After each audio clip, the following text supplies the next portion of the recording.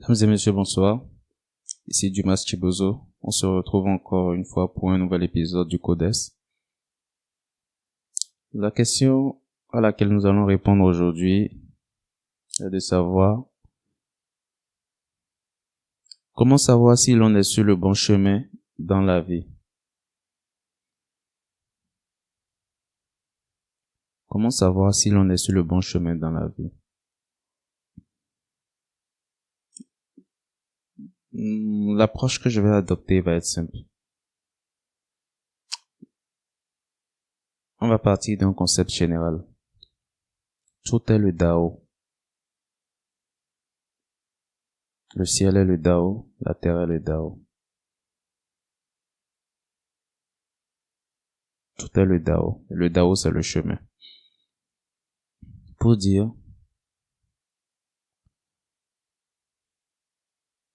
que fondamentalement, il n'y a pas, dans mon entendement des choses, un chemin dans la vie que je qualifierais bon et un chemin que je qualifierais pas bon. Le chemin que vous empruntez dans la vie ou la trajectoire de votre existence, c'est votre trajectoire de l'existence. Ni plus, ni moins.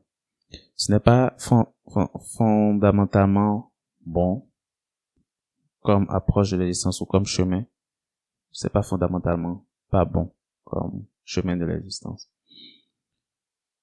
Nous avons toujours évolué avec cette façon de percevoir les choses. Comme quoi, ok,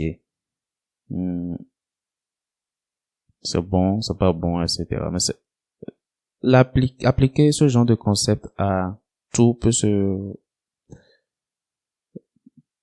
s'avérer vraiment pas judicieux. Parce que à partir du moment où vous posez ce genre de questions, à savoir si vous êtes sur le bon chemin dans votre vie, cela part d'un principe que, ok, il y a une définition de ce que est un bon chemin dans la vie. Et si c'est le cas, la question est de savoir qui définit c'est quoi le bon chemin dans la vie. Mieux, qui définit c'est quoi dans votre contexte le bon chemin, ce qui représenterait le bon chemin pour votre vie à vous. Il n'y a que vous et vous. Et chacun a son existence. Donc, entre vous et vous, qui définit c'est quoi le bon chemin? Je ne vois que vous. Parce que si le bon chemin correspond à l'attente de la société, sur la base de quoi, en fait, cela est défini? Cela va être défini par rapport à la culture dans laquelle vous évoluez. Et cette même forme d'existence que vous menez, si vous êtes dans une autre forme de culture, peut être considérée pas une bonne approche de l'existence. Donc, du coup, qui est dans le vrai, qui ne l'est pas? De façon ultime, la vie reste le vôtre. Ça, c'est mon entendement. Pour dire que le bon chemin est le chemin que vous choisissez. Le bon chemin est le chemin que vous prenez, quel qu'il soit. Maintenant, éventuellement, lorsqu'on se demande ce genre de truc, c'est parce que nous sommes souvent, je vais pas dire obsédés, je vais pas dire préoccupés, mais pas l'idée de bien faire les choses, voilà, c'est d'être, disons, dans les rangs, etc. Ce n'est pas mal en soi, mais ce n'est pas une bonne chose en soi non plus. Le truc, c'est que ça met l'individu dans une posture où, généralement, vous n'allez pas vous retrouver à apprécier votre existence pour ce qu'elle est. Simplement. La vôtre. C'est votre existence. Et en partant de ce principe, l'idée est que si c'est vraiment votre existence, vous voulez qu'elle ressemble à la vision que vous avez d'elle. Vous voulez qu'elle ressemble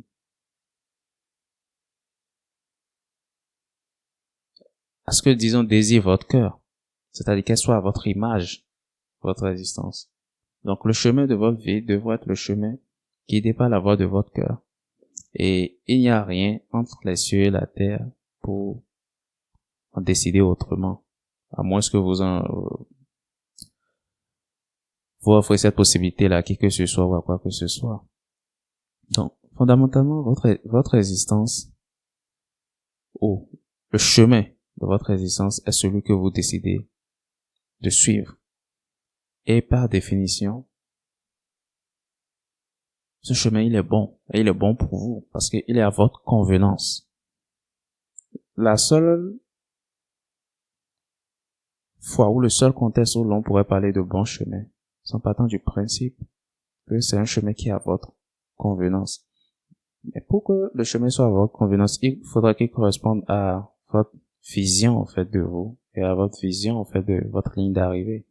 Donc, mon conseil ou mon idée serait, si vous voulez répondre, quoi qu'il en soit, à cette question, vous tenez à répondre à cette question, de vous demander tout simplement, ok, est-ce que le chemin de mon existence tel qu'il se présente actuellement est en harmonie ou en accord avec la vision que j'ai de moi, en accord avec ce que je veux de moi ou ce que, la perception que j'ai de moi? Si la réponse est non, à partir, si c'est de votre fait, en général, c'est de votre fait, c'est trouver les moyens de correction, c'est-à-dire des choses à améliorer, des choses à, oui, disons améliorer ou à ajuster dans votre quotidien qui vont se répercuter dans le temps sur votre caractère, sur votre personnalité et qui vont réorienter ou aiguillonner, au fait, les choses de façon à les aligner, au fait, sur la voie de votre cœur, disons-le comme cela. Mais pas dans le, mais, ok. L'idée est de comprendre que, bien que on serait en train de faire bouger les guilles d'une certaine façon d'avancer dans la vie, faire une autre façon d'avancer dans la vie qui est plus en harmonie avec ce que l'on pense, cela ne suppose pas que la façon dont on avançait n'était pas bonne. Parce que le tout est le Dao. C'est-à-dire que le fait de ne pas être en griffe sur cette trajectoire du cœur fait partie du chemin.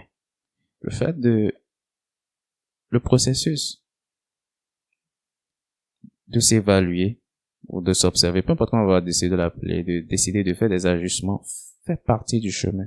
Le fait d'être aligné sur la voie du cœur fait partie du chemin. Tout est le Dao et rien n'est le Dao. Parce que aucun de ces concepts en lui-même ne peut définir ce qu'est le chemin, même si faisant totalement partie au fait de c'est quoi votre existence. Parce que à aucun moment vous ne pourrez vous asseoir et raconter votre existence en dehors de chacune de ces étapes-là de votre vie. Parce que tout ça fait partie de votre vie. Même si aucune façon particulière d'avancer ne peut se taguer d'être, ok, la définition même de votre existence. Donc, ne pas s'encombrer de concepts qui pourraient nous alourdir, se demander si on est sur, comment savoir si on est sur le bon chemin. Maintenant, si vous n'êtes pas sur le bon chemin, vous allez faire quoi? Vous allez faire demi-tour. Mauvaise façon de, enfin, oui, disons comme ça, mauvaise façon, en fait, de percevoir la chose. Il y a pas de chemin qui ne soit pas bon. Tout est le chemin. Et donc, disons que tout est bon. Même si je disais que tout à l'heure que bon, ok, on va pas parler de notion de bon. On peut dire que tout est bon, puisque tout est le chemin, tout est façon. C'est un peu comme le concept de, le mal commun n'est plus un mal.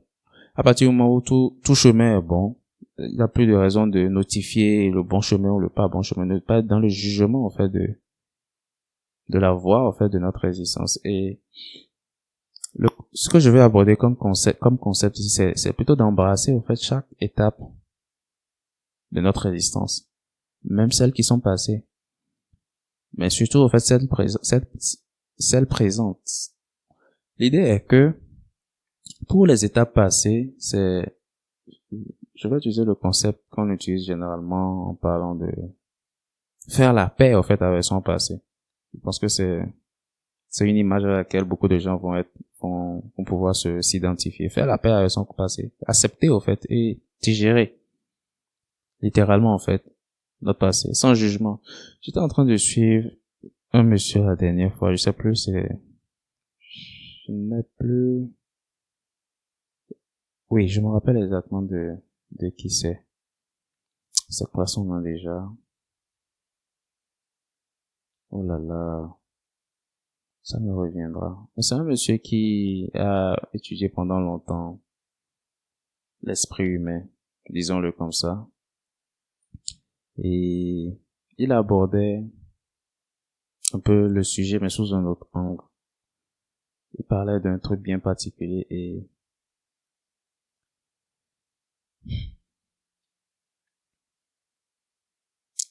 il expliquait une chose en rapport avec la façon dont généralement nous dealons avec les événements passés de notre existence. Et le concept tel qu'il exposait, c'est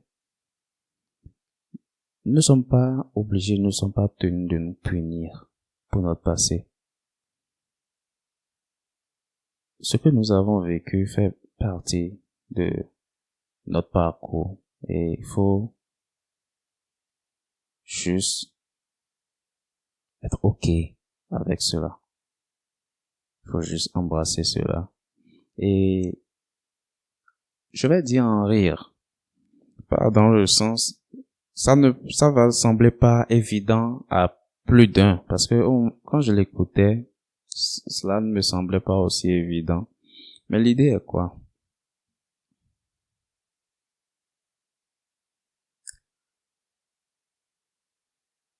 Il y a plus de raison d'en faire un drame, puisque c'est passé, de toute façon.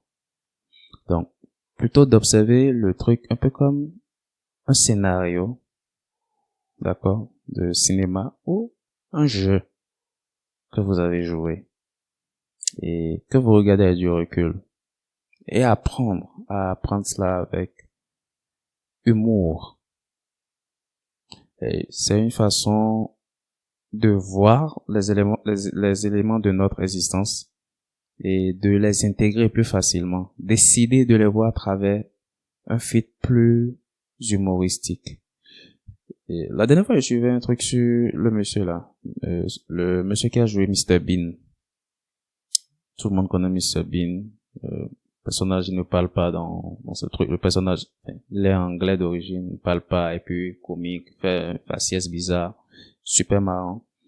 Et bien sûr, il parlait c'était un truc où il était interviewé et il faisait une référence à Charlie Chaplin qui disait que la vie c'est, ouais, lorsque tu zoomes pour rapprocher l'image, on peut zoomer pour rapprocher l'image et puis on peut zoomer pour agrandir, en fait, le champ d'une image. Que la vie c'est comme ça. Lorsque tu zoomes pour approcher, pour regarder une petite séquence de l'image, c'est comme un drame.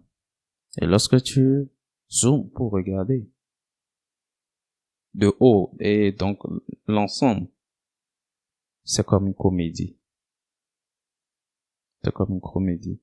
Et donc, l'idée c'est de regarder au fait notre passé comme si c'était une comédie, comme si c'était une partie cool de jeux vidéo et d'apprendre à en rire, Ça peut être difficile parce que la plupart de l'histoire des gens va être saturée de situations déplaisantes, etc., de regrets, etc., mais encore, ou de situations qui pourraient générer dans l'esprit au fait des uns des autres, du regret, etc., de la tristesse, etc. Mais encore une fois, ce qui va faire la différence, c'est OK. Ça, c'est la façon dont vous avez vu l'histoire jusqu'à maintenant. À partir de ce point, et si vous décidez de le regarder avec un autre filtre.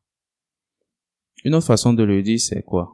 Si, supposons vous avez regardé un film vous avez regardé un film. Pendant 2 heures de temps, c'était triste à ne pas savoir quoi en faire.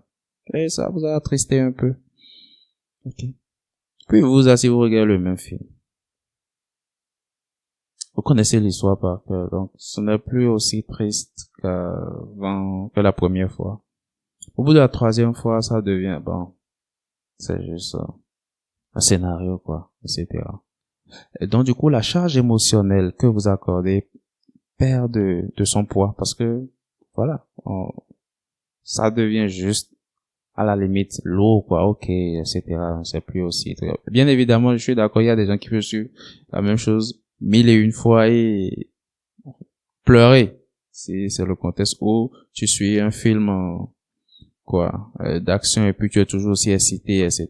Je suis bien d'accord avec ce genre de truc, mais suivre ce que je suis en train de dire.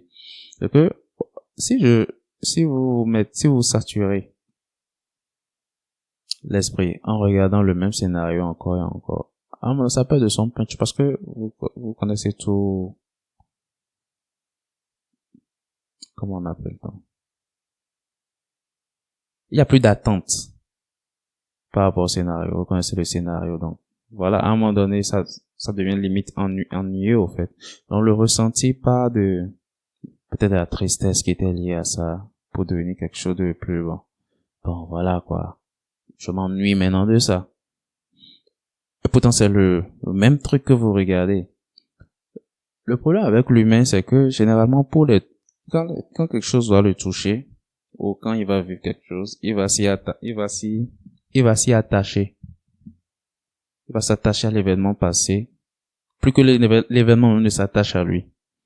Et il va s'arranger, au lieu de downgrader l'énergie ou l'émotion qu'il a attachée à l'événement, il va plutôt l'amplifier.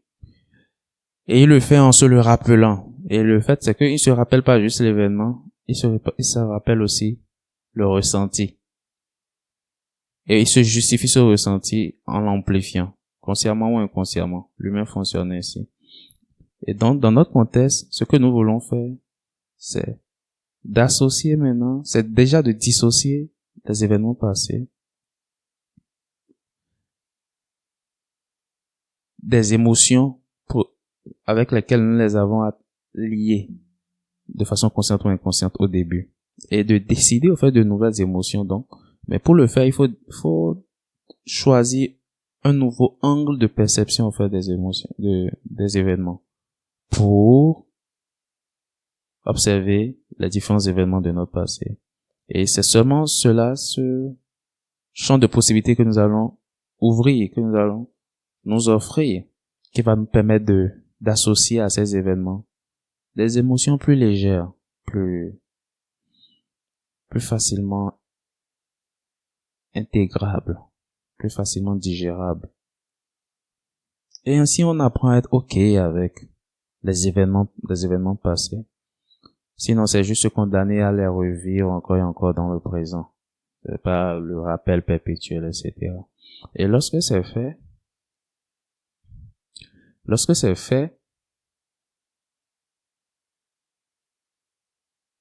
à partir de la position où on est, c'est juste maintenant, OK, établir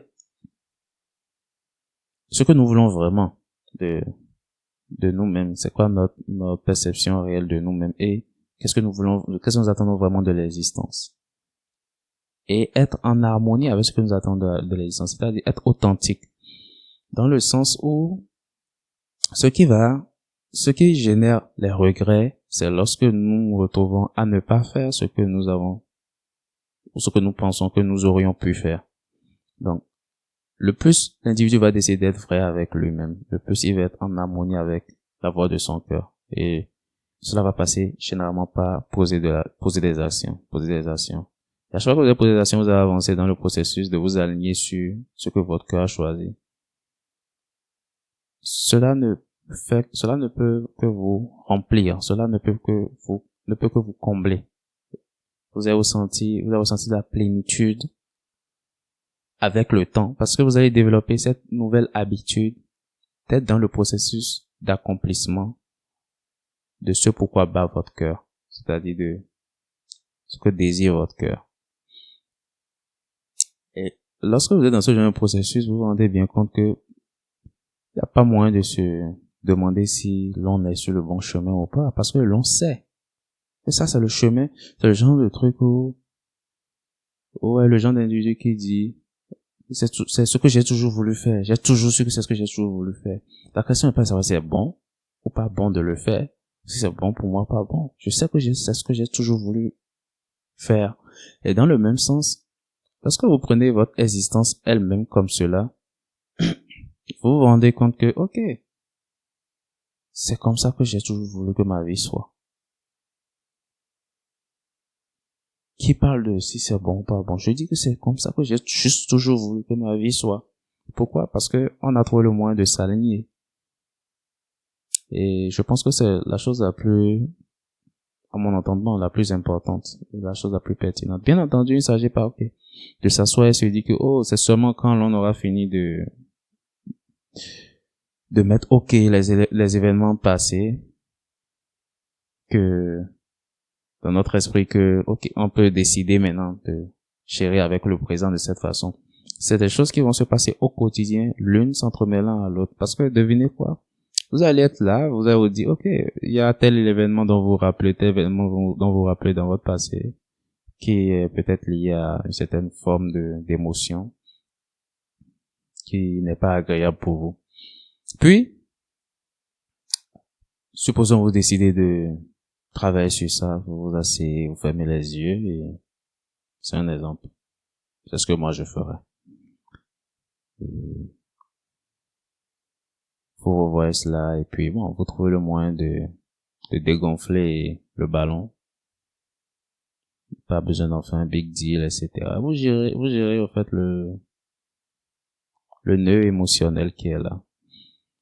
Ben, le truc, c'est que avant la fin de la journée ou le jour qui suit, vous allez vous rappeler en fait d'un autre événement qui aura une autre couleur émotionnelle. Donc, vous ne pouvez pas prévoir quand est-ce que ça va s'arrêter. À moins que ce qui va se passer, c'est que, en règle générale, ça ne va pas être mécanique. Parce que un événement ou un autre de votre quotidien va ressortir. Pas un événement passé, mais justement comme une sorte de rappel d'une séquence d'événements passés. Parce que sur le plan émotionnel, le ressenti était relativement le même. Donc, vous allez ressentir relativement, d'une certaine façon, qui va s'aligner relativement avec un événement, avec la façon dont vous êtes senti lors d'un événement passé. Et c'est ça qui va ramener dans votre esprit, en fait, justement, cet événement passé. Et donc, c'est l'occasion pour vous de dire, ce truc est là. Mais cette fois-ci, de façon consciente, je vais décider d'associer. Ou du moins, je vais décider, pas mécaniquement d'associer, de changer d'émotion, de dire, avant c'était la tristesse, maintenant je vais mettre de la joie. Quoique, le but du jeu, c'est cela. Mais, vu que ça ne peut pas forcément être aussi systématique et robotique, l'idée c'est de se dire déjà, à cette situation, voilà comment je la voyais.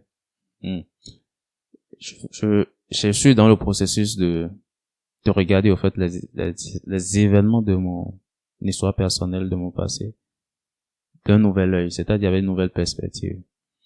Et de ce point de vue, et si je voyais ça de telle façon, plutôt. C'est-à-dire, peut-être ce n'est plus de la tristesse, peut-être ce n'est pas de la joie. Et si je voyais ça dans le sens, c'est quand même, les choses sont passées comme ça, c'est parce que les choses sont passées comme ça que j'ai pu tirer telle leçon, et ça m'a permis d'éviter tel genre de situation qui ressemblerait à ce genre de truc.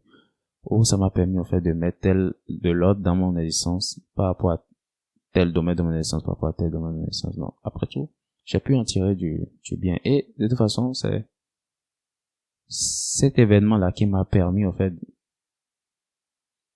d'être qui je suis aujourd'hui. Bien sûr, ça peut sembler cliché, mais l'idée, c'est de pouvoir identifier dans qui vous êtes aujourd'hui, comment est-ce que l'événement ou la situation vous a fait grandir. Parce que d'une façon ou d'une autre, vous avez grandi. Et le fait de pouvoir se voir ayant tiré profit de cet événement vous sort de la mentalité de victime de la situation.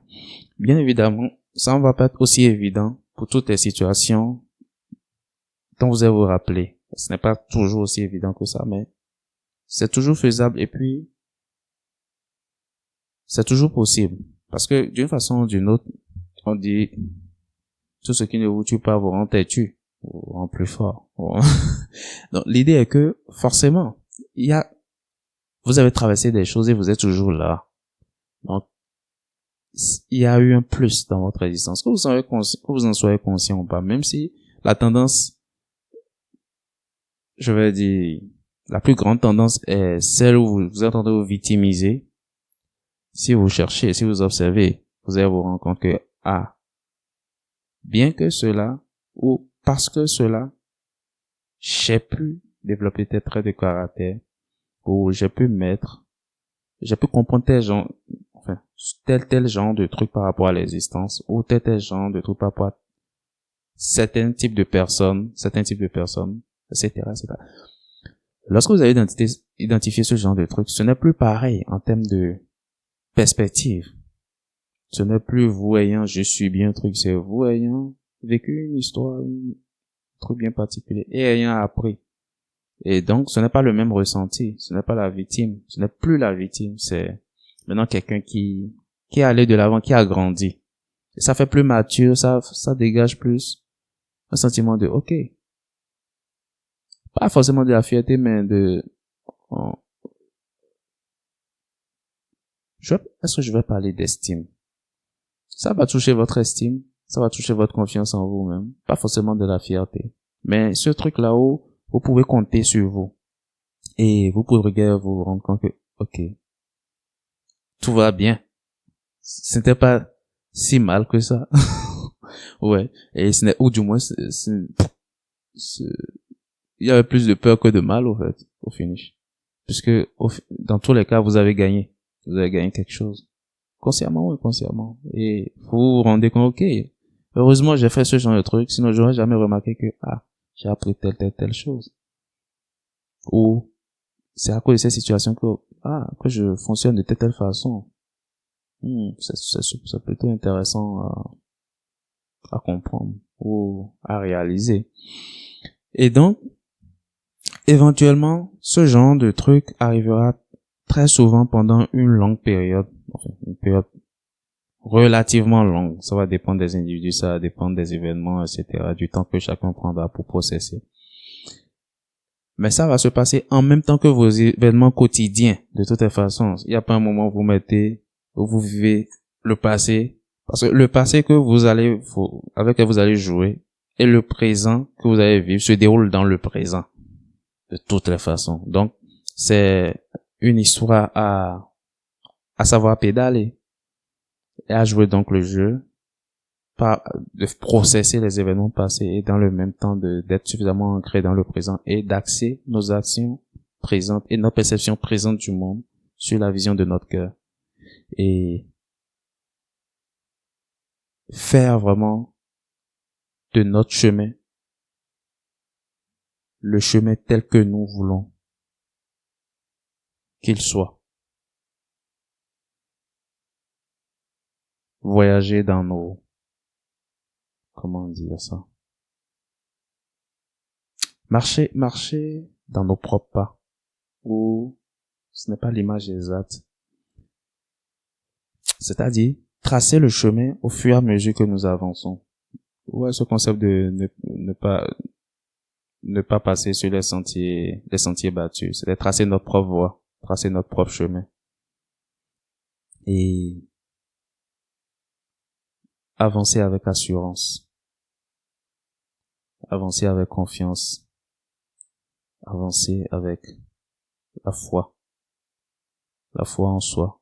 La foi dans le fait que le chemin, tel que nous sommes en train de le tracer, il est bon pour nous. Parce qu'il répond à la vision de notre cœur. Et sur ce, je vous dis bonsoir.